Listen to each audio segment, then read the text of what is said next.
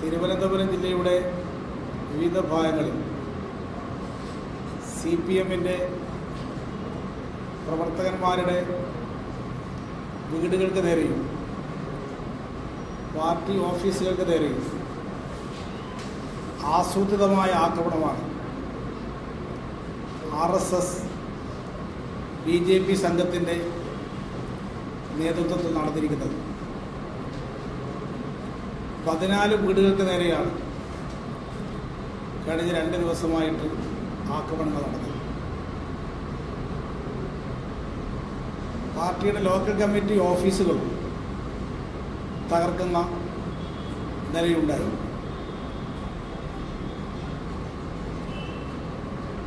തിരുവനന്തപുരം ജില്ലാ secretariat member Kattakada Sasi, ജില്ലാ committee മെമ്പർമാരായ Pushpalatha, Karavana Hari, area committee secretary advocate Sundar, 2 കൗൺസിലർമാരായിട്ടുള്ള IP ബിനു, റസിയ, ഇവരുടെ എല്ലാം വീടുകൾക്ക് നേരെ ആണ് ആക്രമണം നടന്നിരിക്കുന്നത്. സംസ്ഥാന സെക്രട്ടറി താമസിക്കുന്ന വീടും പുലർച്ചയോടുകൂടി ആക്രമിക്കുന്ന നിലയുണ്ടായി. പാർട്ടിയുടെ സംസ്ഥാന സെക്രട്ടേറിയറ്റ് യോഗം ഇന്ന് രാവിലെ ചേർന്നുകൊണ്ട് ഈ സ്ഥിതിഗതികളെക്കുറിച്ച് വിലയിരുത്തുകയുണ്ടായി. ഈ സംഭവങ്ങൾ ഒരു ഒറ്റപ്പെട്ട സംഭവമല്ല. കേരളത്തിൽ ക്രമസമാധാനം തകർക്കാൻ കേന്ദ്രഭരണത്തിൻ്റെ തണലിൽ RSS നടത്തുന്ന ഗൂഢപദ്ധതിയുടെ ഭാഗമാണ്. LDF സർക്കാർ അധികാരത്തിൽ വന്നതിന് ശേഷം തുടർച്ചയായി ഇത്തരം ആക്രമണങ്ങൾ കേരളത്തിൽ സംഘടിപ്പിക്കാനാണ് RSS നേതൃത്വം നൽകുന്നത്. 13 CPM പ്രവർത്തകന്മാർ LDF ഗവൺമെൻറ് അധികാരത്തിൽ വന്നതിന് ശേഷം ഈ 13 മാസക്കാലം കൊണ്ട് തന്നെ കൊല ചെയ്യപ്പെടുന്ന അവസ്ഥ സംസ്ഥാനത്തുണ്ടായി. 200-ൽ പരം പാർട്ടി പ്രവർത്തകന്മാരുടെ വീടുകളാണ് ആക്രമിക്കപ്പെട്ടത്. 250-ൽ പരം CPM പ്രവർത്തകന്മാർ പരിക്കുകളേറ്റ് ആശുപത്രിയിൽ കഴിയേണ്ടി വന്നു. നേരത്തെ UDF ഗവൺമെൻറ് അധികാരത്തിലിരുന്ന കാലത്ത് 27 CPM പ്രവർത്തകന്മാർ സംസ്ഥാനത്ത് കൊല ചെയ്യപ്പെട്ടിരുന്നു. ഇത്തരം സംഭവങ്ങളുടെ തുടർച്ചയാണ് തിരുവനന്തപുരത്തുണ്ടായിട്ടുള്ള ഈ സംഭവങ്ങൾ. ഇത് അവർ നടത്തിക്കൊണ്ടിരിക്കുന്ന പ്രഖ്യാപനത്തിൻ്റെ ഭാഗമാണ്. CPM സംസ്ഥാന സെക്രട്ടറിയെ ആക്രമിക്കാൻ ഞങ്ങൾ മടിക്കില്ല എന്ന് ചില BJP നേതാക്കന്മാർ കഴിഞ്ഞ ദിവസങ്ങളിൽ പ്രഖ്യാപിക്കുകയുണ്ടായി. ഉന്നത നേതാക്കന്മാരെ തന്നെ ഞങ്ങൾ ആക്രമിക്കും എന്ന് പരസ്യമായി BJPയുടെ നേതാക്കന്മാർ പ്രഖ്യാപിക്കുന്ന നില കേരളത്തിലുണ്ടായിരിക്കുകയാണ്. ഇതിൻ്റെ ഭാഗമായിട്ടാണ് തിരുവനന്തപുരത്ത് ഈ സംഭവം നടന്നിരിക്കുന്നത്. സംസ്ഥാന സെക്രട്ടറി താമസിക്കുന്ന വീടാണ് എന്ന് മനസ്സിലാക്കിക്കൊണ്ടാണ് ആ വീടിന് നേരെ ആക്രമണം നടന്നത്.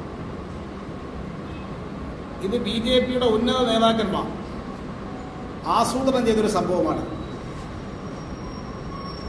ഇതിനിടയിൽ BJPയുടെ സംസ്ഥാന കമ്മിറ്റി ഓഫീസ് ആക്രമിക്കുന്ന ഒരു സംഭവം ഉണ്ടായി എന്ന വാർത്ത ഞങ്ങൾ പരിശോധിക്കുകയുണ്ടായി. ആ സംഭവം അപലപനീയമാണ്. എന്തെല്ലാം പ്രകോപനം ഉണ്ടായാലും ഒരു പാർട്ടി ഓഫീസ് ആക്രമിക്കാൻ പാടില്ല. പാർട്ടിയുടെ ഓഫീസുകളും വീടുകളും ഒരു കാരണവശാലും ആക്രമിക്കാൻ പാടില്ല എന്നതാണ് മുഖ്യമന്ത്രി വിളിച്ചു ചേർത്ത സർവകക്ഷി യോഗം എടുത്ത തീരുമാനം. ഈ യോഗ തീരുമാനം നടത്തി വരുത്തണമെന്നുള്ള ആത്മാർത്ഥമായ ശ്രമമാണ് CPM നടത്തിക്കൊണ്ടിരിക്കുന്നത്.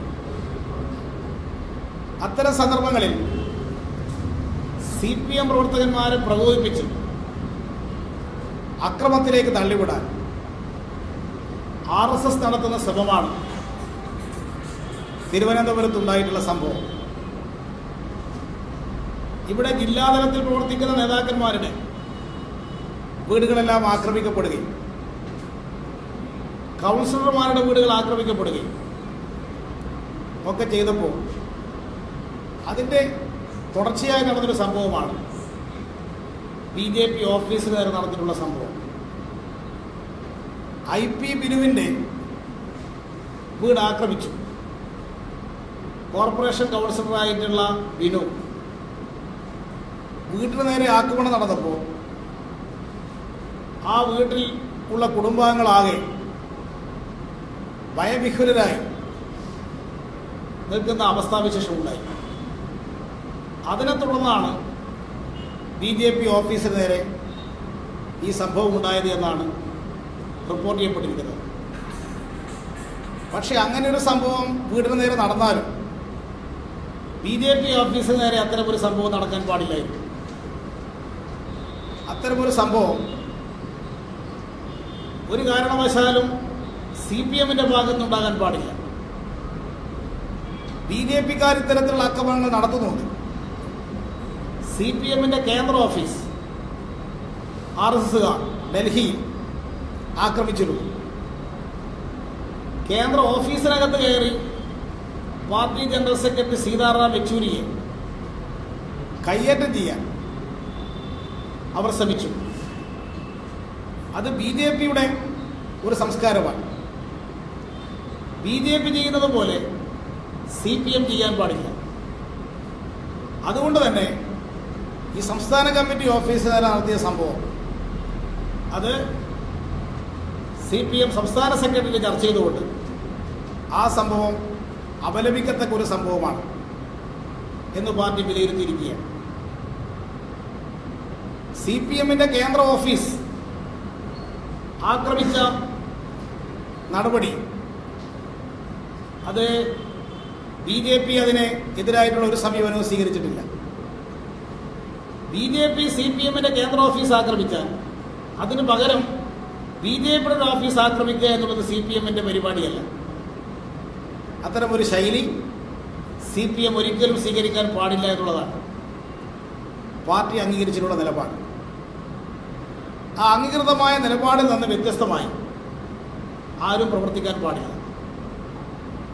ഇവിടെ തിരുവനന്തപുരത്ത് RSS സൃഷ്ടിച്ച ഒരു പ്രകോപനത്തിൽ ചിലർ പെട്ടുപോയിട്ടുണ്ട് എന്നുള്ളതാണ് ഈ സംഭവം വ്യക്തമാക്കുന്നത്.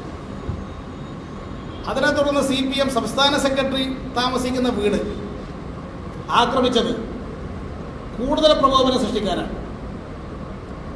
CPM പ്രവർത്തകന്മാരെ പ്രകോപിപ്പിച്ച് കേരളത്തിലുടനീളം കൂടുതൽ അക്രമങ്ങൾ സംഘടിപ്പിക്കണം എന്നതാണ് ആ വീട് ഇന്ന് പുലർച്ചെ ആക്രമിച്ചപ്പോൾ അവർ ലക്ഷ്യം വെച്ചത്. പക്ഷെ പാർട്ടി നൽകിയിട്ടുള്ള നിർദ്ദേശം ആ സംഭവത്തിൻ്റെ ഭാഗമായി കേരളത്തിൽ ഒരു സംഭവം നടക്കാൻ പാടില്ല. ആത്മസംയമനം പാലിക്കണം, പ്രകോപനത്തിൽ പെട്ടുപോകരുത് എന്നുള്ള പരസ്യമായ നിലപാടാണ് CPM സ്വീകരിച്ചിട്ടുള്ളത്. കേരളത്തിൽ സമാധാനം സ്ഥാപിക്കണമെന്നതാണ് CPM ആഗ്രഹിക്കുന്നത്. അതിന് വിരുദ്ധമായിട്ടുള്ള ഒരു സംഭവം പാർട്ടി പ്രോത്സാഹിപ്പിക്കില്ല. ഇവിടെ ഇടതുപക്ഷ ഗവൺമെന്റിനെ അസ്ഥിരീകരിക്കണം, അതിനെ കേരളത്തിൽ അരക്ഷിതാവസ്ഥയാണെന്ന് സ്ഥാപിക്കാൻ തുടർച്ചയായ RSS പ്രശ്നങ്ങൾ ഉണ്ടാക്കിയാണ് കേരളം LDF അധികാരത്തിൽ വന്നതോടുകൂടി കലാപമാണ് രക്ഷയില്ല എന്ന പ്രചാരബലം ചെയ്യാൻ RSS, BJP, CPM-നെ തുടർച്ചയായി പ്രകോപിപ്പിക്കുകയാണ്. അത് പ്രകോപനമാണെന്ന് മനസ്സിലാക്കി ആ പ്രകോപനത്തിൽ പെടുന്ന നിലപാടല്ല CPM-ന്റെ ഭാഗത്ത് സ്വീകരിക്കേണ്ടത്. ഇപ്പോൾ ഈ തിരുവനന്തപുരത്ത് ഉണ്ടായിട്ടുള്ള സംഭവം അതിൻ്റെ പൂർണ്ണ ഉത്തരവാദിത്വം RSS, BJP സംഘത്തിനാണ്. സംഭവത്തിൻ്റെ തുടക്കം പരിശോധിച്ച് നോക്കിയാൽ എല്ലാ സംഭവങ്ങളും ഓരോ പ്രദേശത്തും RSS, BJP-യുടെ ഭാഗത്താണ് മുൻകൈ ഉണ്ടായിട്ടുള്ളത്. അവരാണ് സംഭവത്തിൻ്റെ തുടക്കക്കാർ എന്ന് കാണാൻ കഴിയും.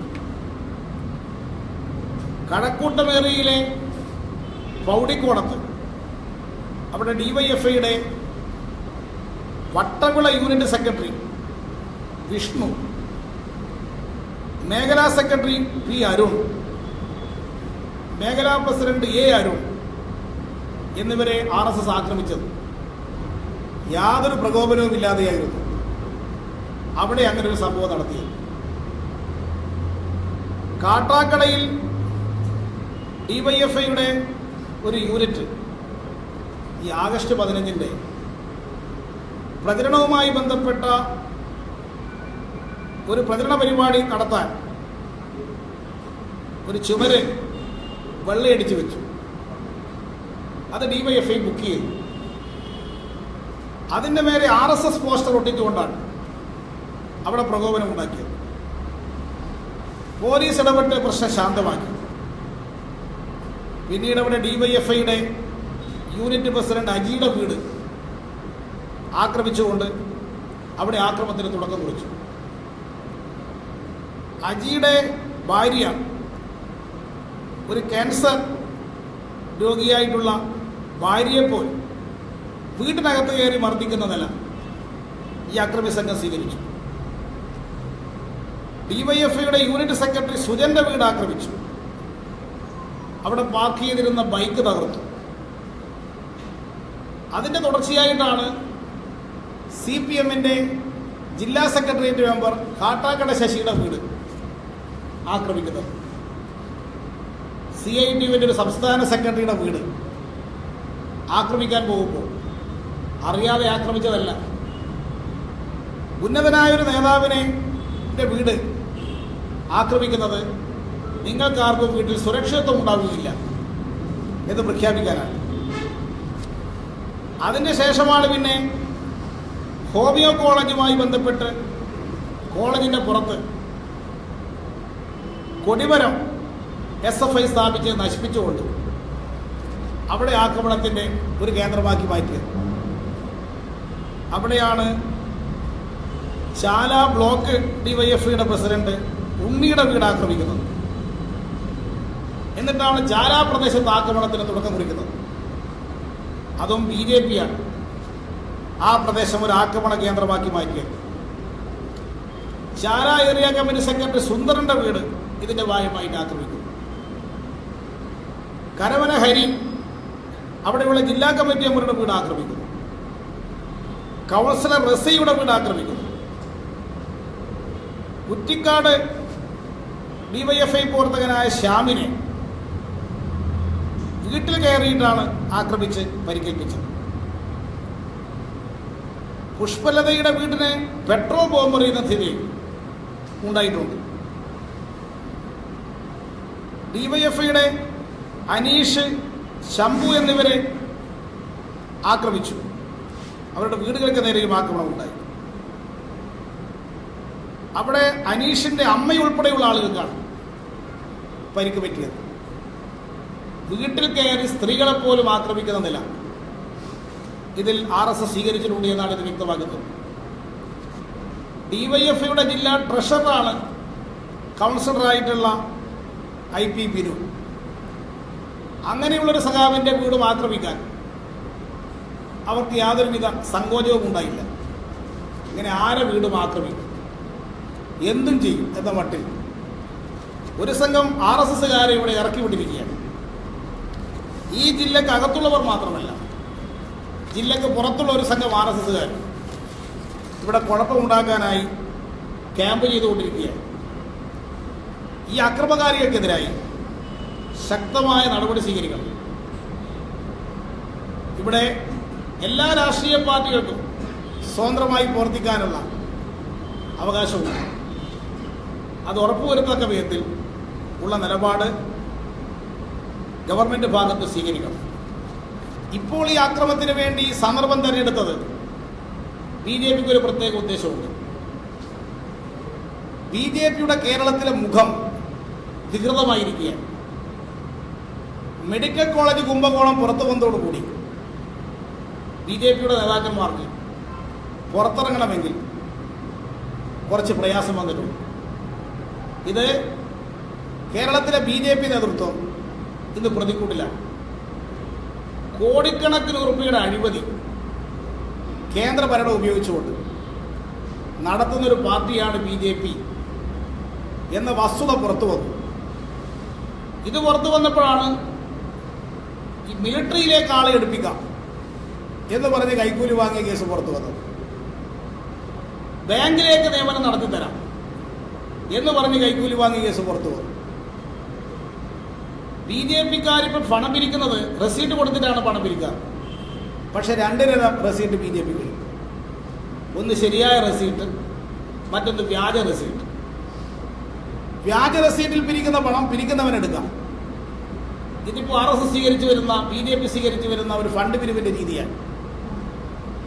കോടിക്കണക്കിന് ഉറുപ്പികയാണ് ഇങ്ങനെ പിരിച്ചെടുത്ത് അത് സ്വന്തം പോക്കറ്റിലാക്കുന്ന റിപ്പോർട്ടുകൾ പുറത്തു വന്നിരിക്കുന്നത്. ഇതിൻ്റെ എല്ലാം ഭാഗമായിട്ട് ഹവാല ഇടപാട് നടത്തുകയാണ് BJP. കേരളത്തിലുള്ള പണം ഡൽഹിയിലേക്ക് എത്തിക്കും. 2000 ഉറുപ്പിക അധികം തുക ഡിജിറ്റൽ വഴി മാത്രമേ കൈമാറാൻ പാടുള്ളൂ. 5,60,00,000 രൂപയാണ് BJP ഹവാല വഴി ഡൽഹിയിലേക്ക് എത്തിച്ചിരിക്കുന്നത്. കള്ളപ്പണത്തിനെതിരെ യുദ്ധം പ്രഖ്യാപിച്ചിരിക്കുന്ന മോദിയുടെ ഭരണത്തിലാണ് ഈ ഹവാല ഇടപാട് പുറത്തു വന്നത്. കള്ളനോട്ടടിക്കുന്നു BJPക്കാർ. കൊടുങ്ങല്ലൂരിൽ കള്ളനോട്ട് അടിക്കുമ്പോഴാണ് കോടിക്കണക്കിന് ഉറുപ്പികയുടെ കള്ളനോട്ടുമായി BJPക്കാരെ പിടികൂടി. കള്ളനോട്ടടിക്കുന്ന മിഷനും പിടിച്ചു. ആ കള്ളനോട്ടടിക്കുന്ന സ്ഥലത്ത് നരേന്ദ്രമോദിയുടെ ഫോട്ടോ വെച്ചിട്ടാണ് കള്ളനോട്ടടി. മോദിയുടെ ഫോട്ടോ നോക്കുക, പൈസ അടിക്കുക. ഈ തരത്തിൽ കള്ളനോട്ടടി എന്നൊരു സംഘമായി BJP മാറി. അവരിപ്പോൾ ജയിലിലായി. ഇതെല്ലാം പുറത്തു വന്നതോടുകൂടി നാട്ടിലെ ചർച്ച മുഴുവൻ BJPയുടെ അഴിമതിയെക്കുറിച്ചായി. ഈ ചർച്ചയൊന്ന് മാറ്റണം. അതിനുവേണ്ടി BJPക്ക് നല്ല മാർഗം പാർട്ടി നേതാക്കന്മാരുടെ കൂടെ ആക്രമിക്കുക, ഇങ്ങനെ സംഭവ പരമ്പരകൾ നടത്തുക, ടെലിവിഷനിലെ ചർച്ച, മാധ്യമങ്ങളുടെ ചർച്ച ഗതി മാറ്റുക. ഈ ഉദ്ദേശം കൂടി ചേർത്തുകൊണ്ടാണ് ഇപ്പോൾ ഈ സംഭവങ്ങൾക്ക് വേണ്ടി തെരഞ്ഞെടുത്തത്. ഇതുകൊണ്ടൊന്നും BJP കാണിച്ച അഴിമതി അത് ജനങ്ങൾ മറക്കാൻ പോകുന്നില്ല. അത് സജീവ ചർച്ചാ വിഷയമായി തന്നെ സമൂഹത്തിൻ്റെ മുന്നിൽ നിൽക്കും. പിന്നെ CPMന്റെ നേതാക്കന്മാരെ വീടാക്രമിച്ചിട്ടും കുടുംബാംഗങ്ങളെ ഭയപ്പെടുത്തിയിട്ടും പാർട്ടി ഓഫീസുകൾ തകർത്തിട്ടും CPMനെ തകർക്കാം എന്ന് BJP RSS നേതൃത്വം കരുതേണ്ടതില്ല. അങ്ങനെയുള്ള നിരവധി ആക്രമണങ്ങളെ നേരിട്ടിട്ടാണ് കേരളത്തിലെ പാർട്ടി വളർന്നു വന്നത്. ഇതിന് മുമ്പിലൊന്നും CPMനെ തകർക്കാൻ കഴിയില്ല. അങ്ങനെയാണെങ്കിൽ നേരത്തെ ഈ പാർട്ടി തകർന്നു പോകേണ്ടതായിരുന്നു. അതുകൊണ്ട് ആ ശ്രമം BJP ഉപേക്ഷിക്കണം. ജനാധിപത്യപരമായി പ്രവർത്തിക്കാനുള്ള അവകാശം എല്ലാവർക്കും ഉണ്ട്. പാർട്ടി പ്രവർത്തകന്മാർക്ക് ഓരോ പ്രദേശത്തും ജീവിക്കാൻ അവകാശമുണ്ട്. അത് അംഗീകരിച്ച് പ്രവർത്തിക്കണം. CPIM അത് അംഗീകരിക്കാൻ തയ്യാറാണ്. CPMന്റെ ഭാഗത്ത് എന്തെങ്കിലും അതിന് വിരുദ്ധമായിട്ടുള്ള കാര്യങ്ങൾ നടന്നാൽ പാർട്ടി അത്തരം കാര്യങ്ങൾ ഇടപെട്ട് തിരുത്തൽ നടപടി സ്വീകരിക്കും. അതുകൊണ്ടാണ് എല്ലാ സ്ഥലത്തും സമാധാനപരമായ അന്തരീക്ഷം സ്ഥാപിക്കാൻ മുൻകൈയെടുത്ത് പ്രവർത്തിക്കണം എന്ന് പാർട്ടി പരസ്യമായിട്ട് അഭ്യർത്ഥിക്കുകയാണ്. പാർട്ടി സഖാക്കൾ ആത്മസംയമനം പാലിക്കണം, പ്രകോപനത്തിൽ പെട്ടുപോകരുത് എന്ന് പാർട്ടി സംസ്ഥാന സെക്രട്ടേറിയറ്റ് പരസ്യമായി അഭ്യർത്ഥിക്കുകയാണ്.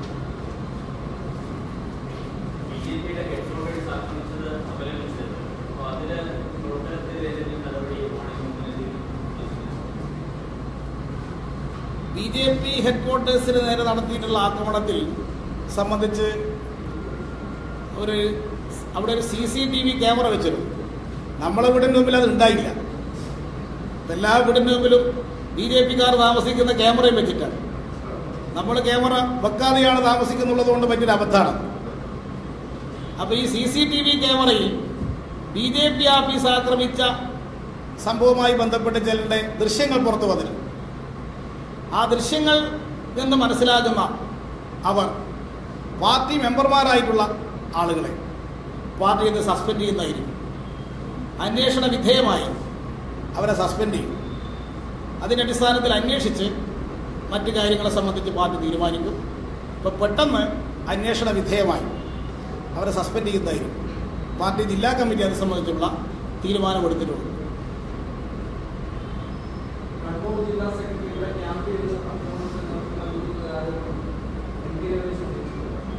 കണ്ണൂർ ജില്ലാ സെക്രട്ടറി സംസ്ഥാന കമ്മിറ്റി യോഗത്തിലൂടെ വരാറുണ്ട്. ഇനി അതും വരാൻ പാടില്ലാത്ത എന്തെങ്കിലും പണി BJP ആലോചിച്ചിട്ടുണ്ടോ എന്നറിയില്ല. സംസ്ഥാന കമ്മിറ്റി മെമ്പറായതുകൊണ്ട് P. ജയരാജന് തിരുവനന്തപുരത്ത് വരാതിരിക്കാൻ പറ്റില്ല സംസ്ഥാന കമ്മിറ്റി യോഗത്തിൽ. ഇനിയിപ്പോൾ 3-4 തീയതികളിൽ വരും ഇവിടെ തിരുവനന്തപുരത്ത്. അതും മുടക്കാൻ വല്ല പരിപാടിയും അവർ ആസൂത്രണം ചെയ്തിട്ടുണ്ടോ എന്നെനിക്കറിയില്ല. ഇങ്ങനെയുള്ള വില കുറഞ്ഞ ആരോപണങ്ങൾ ഉന്നയിക്കുന്നതിൽ നിന്ന് BJP നേതൃത്വം പിന്മാറണം. ചില ആളുകളെ അവർ ലക്ഷ്യമിട്ടിരിക്കുകയാണ്. അതിൻ്റെ ഭാഗമായിട്ടാണ് കണ്ണൂർ ജില്ലാ സെക്രട്ടറിക്കെതിരായി നടത്തുന്ന തെറ്റായ ഈ പ്രചാരണം.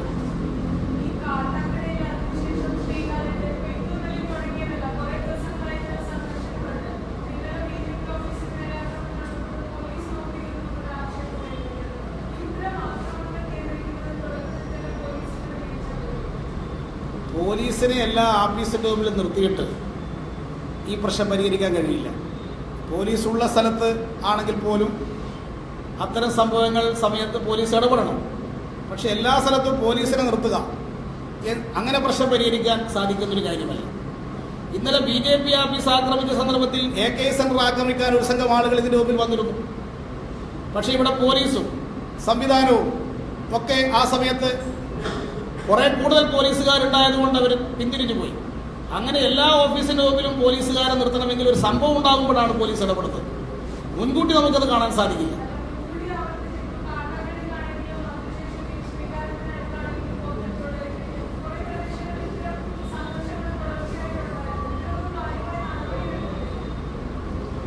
പോലീസ് ഓരോ പ്രശ്നങ്ങളിലും ഉണ്ടാകുന്നത് പരിശോധിച്ച് ആരാണോ സംഭവം ചെയ്യുന്നത് അവരുടെ പേരിൽ നടപടിയെടുക്കണം. നിയമാനുസൃതമായ നടപടി സ്വീകരിക്കണം.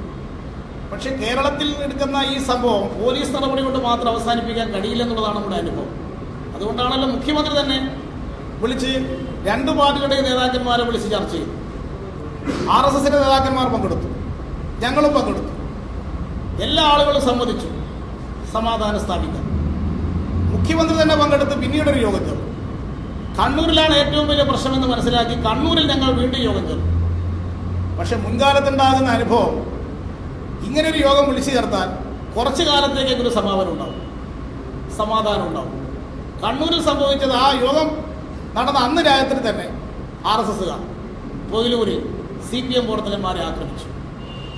അപ്പം ഇങ്ങനെ വിളിക്കുന്ന യോഗങ്ങളിൽ എടുക്കുന്ന തീരുമാനം RSS നേതാക്കന്മാർ പറയുന്ന കാര്യം പോലും RSSകാർ നടപ്പാക്കുന്നില്ല. ഇതൊരു പ്രത്യേക സ്ഥിതിവിശേഷമാണ്.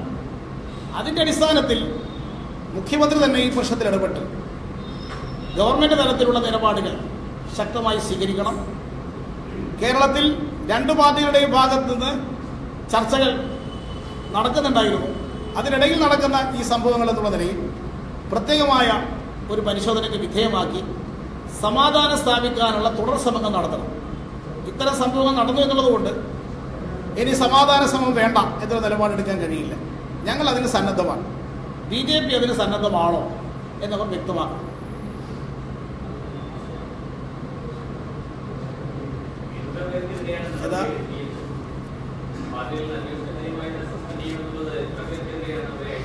അത് പാർട്ടി മെമ്പർമാരായ ആളുകളെയാണ് നടപടിക്ക് വിധേയമാക്കുക.